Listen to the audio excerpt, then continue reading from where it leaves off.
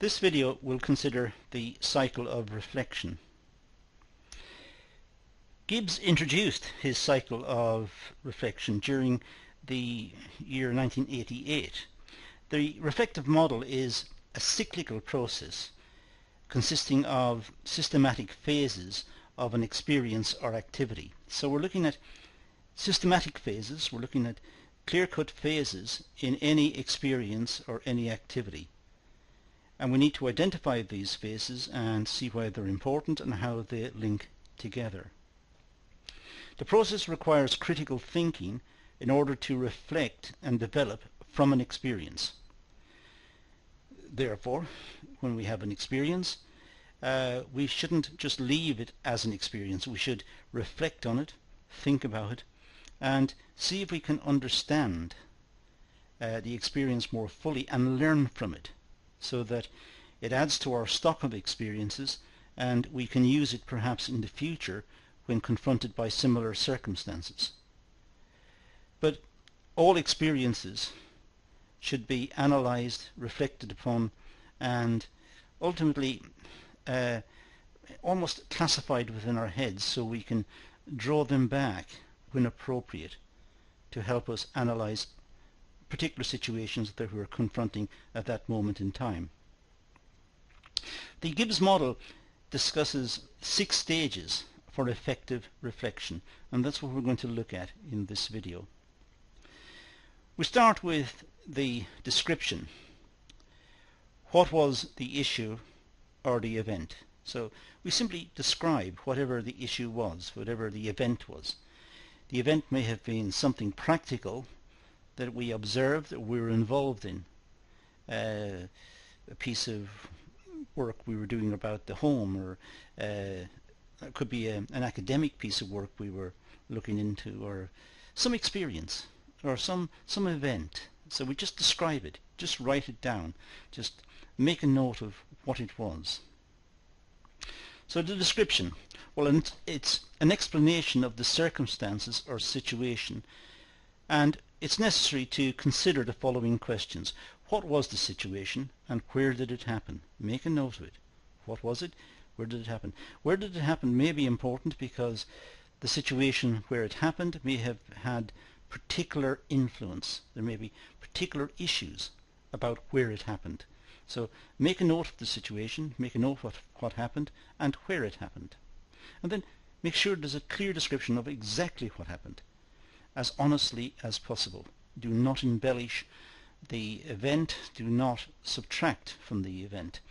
It's try to report accurately what the experience was. As I said, it may be an academic paper that you've written in the past, in which case discuss how you approached writing the paper, what you confronted when writing the paper, what issues, what learning experiences, what theories, how you went about it. Describe exactly what the process was. But as I said earlier, it could be an event of a smaller magnitude, something that you have done about the house. You have fixed something electrical or whatever it was, and you've made a note of how you did it, how you went about it, and perhaps also some recommendations that should you face the same experience or the same issue again, how you would go about it then. Also describe how many people are involved and what were they doing. So it may be it was a group activity, not an individual activity. If it is, then it's important to describe the group and describe each person in the group and their involvement and why they were important and exactly what their function was. So a detailed description. Again, this may be useful in the future in terms of the reflective process and learning from the experience. And what exactly did you do? And what was the outcome? What happened in the end? And what was your contribution? And how could you have varied your contribution? Could it have been more effective? Could it have been channeled in different directions to bring a better outcome? What skills and abilities did you bring to bear on the situation, and could you have improved that application, or could you have brought other skills that perhaps you didn't think of at the time to bear on the situation. Then it's a reflective document, so according to Gibbs you should have something about your feelings about the situation. Consider your feelings and emotions during the time of an incident or experience. It's important to note what your feelings are, because if you have a positive attitude or a negative attitude, it may influence how you went about the particular task. So how did you feel at the time of the event or incident? Were you in a good mood, bad mood? Were you upset about something? Were you tired? Were you happy? Were you exactly what were you like? What were your feelings at the time generally? And then how did you feel at the time of the event specifically? Because your approach to the event will somehow be conditioned by how you felt at that time. How do you think other people felt during the event? Were they frustrated, annoyed? How did they feel about it? Were they confused? Were they somehow alienated from the project or the event and didn't want to be involved? What exactly was the feeling at the time? Was there engagement or no engagement? And how do you feel about the overall event now? Compare how you felt then with how you feel now, doing the reflection right now. How do you feel? Do you feel that you went into it in the right frame of mind, or do you feel that your colleagues needed motivation, or something should have been done at the start to ensure that everyone was motivated and keen to complete the project and saw the advantages of the project? A discussion of your overall feelings during the research project. It's important to describe how you felt as the project went through. You may have felt bored or confused, or you may have felt that you were not adequately applying yourself because you had other constraints, you had other pressures to think about at that time. So how did you feel about the work you were doing? Was it adequate? Were you going about it correctly? Were you cutting corners? Were you skimping on parts and not giving them proper attention? What were you thinking and feeling? So put the two together. What were you thinking and feeling? And this would be your evaluation. So what was your evaluation of the situation? Well, think about the project and consider what went well. So what positive outcomes were there? What did you achieve from the project? What went well? What was good and bad about the experience? Make a note of these. It's important to have clarity about what you felt was the outcome, what was good about the project, what was good in undertaking it, what did you learn from the experience, how did you benefit from the experience, and what was bad about it? What issues did you confront that were quite negative in your mind? It might have been lack of data, or parts of it could not be tested because the information was simply not available, or what was it? What was bad about the experience? Make a note of these. And almost above all, make a note of what you've learned. How are you different as a consequence of the experience? What did you learn from the experience? So what was good and bad about the experience? Well, what is your assessment of the situation now? In other words, what's the analysis? What's your assessment of the situation right now? Well, the analysis is analyze the outcome of your project and consider the following. What factors helped or hindered the development of the project? Analyze. What was it that went well? What went wrong? Why did things go wrong? Why did things go right? What happened? What was missing that caused problems? Was your attitude right? Was the environment right? Was the data right? Was the project properly constructed? Was it well thought out and planned? What were the issues that went right and went wrong? Make a note of these.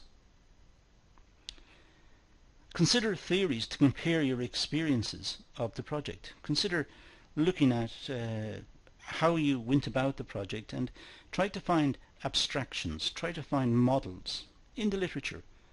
There are many models in education on how we learn, and models in business management on how to reflect and how to go about particular projects. Look these up, go online, check to see what you can find, and if you can find a model which particularly matches your experiences, then you've done very well, and discuss that model as a part of your reflective paper. And then look at the conclusion. It's a summary of what you have learned from the experience. What could you have done differently? If you were to do the project again, how would you go about it? What would you vary? What would you change? Would a different approach alter the outcome of your project? Would you still get the same outcome even though you did it differently? Or is the outcome dependent on the methodology that you used, on the approach that you used? So, ironically, if you use a different approach, using the same data or the same facts or the same situation, would you get a different outcome? And if you would, explain that. Why does that happen? Why would you get a different outcome? Surely, if you analyze something and you analyze the same situation differently, using a different model, you should still get the same outcome. Or should you? So it's worth discussing. It's worth reading up, checking, making sure you understand the methodology, make sure you understand the situation, and see what happens in terms of your analysis of that particular question. Are there any factors that you would change? If you were to do it again, do the project again, what would you change? And how would you change it? How much would you change it? If you had a problem, let's say, doing the analysis of a particular situation, would you want to then consult tutors or friends and who have got an interest in the same area? Would you want to have a discussion with some people about clarifying the theoretical perspectives? Would you want to read up some more, read more widely? Would you want to check the data and the sources of the data and make sure that they are accurate and have got integrity, in other words, that they are real? So what factors would you change if you were to do the project again? Make a list of them. So what improvements can be made? That's the issue that we deal with in terms of the conclusion. It's not just stating what the findings were, but how would the work be improved if it was to be done again.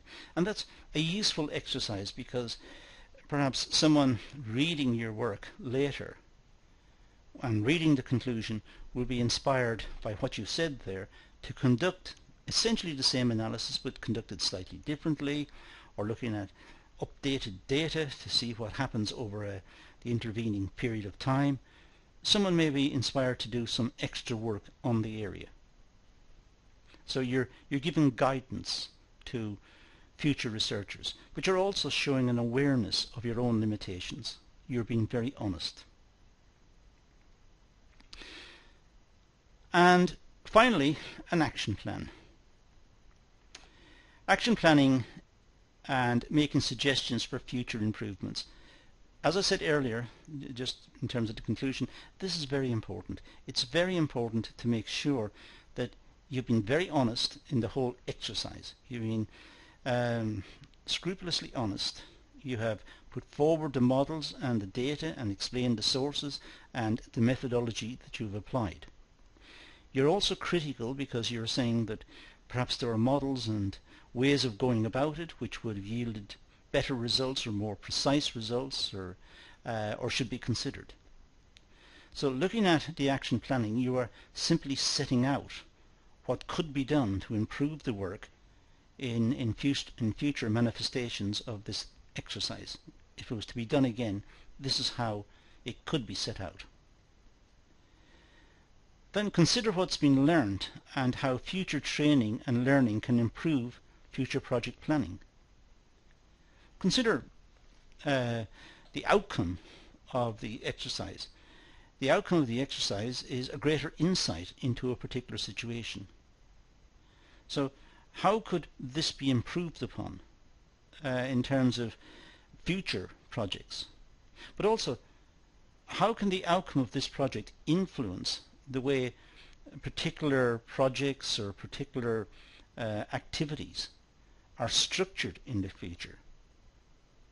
A lot of research and a lot of activity like this, looking into particular situations, can have recommendations to say if someone wants to make a certain product or engage in a certain activity, the following issues should be carefully monitored and checked. In other words, there are recommendations here that may go forward to someone reading the project in the future, and it indicates to them areas to be worried about, areas to consider carefully, not to just jump in. So what's been learnt from the whole activity, and how can it help future planning and future research? Think about what you would do differently in future projects. And the action planning should have self-criticism built in. It should have a section on how you went about the project, how you, on reflection, should have gone about the project, how you would do it differently, and what resources did you have that helped, but perhaps what resources that ideally you should have had and you should have marshalled in advance to help you to conduct the project efficiently and effectively. So it's a good oversight into what needs to be done for future projects. So if it arose again, how would you do it? That's really what the action planning stage is stating. So that's Gibbs' model of reflection, learning by doing, a guide to teaching and learning methods, published by Oxford, the further education unit. And that's all we're going to deal with here, so let's leave it at that and say thank you for watching.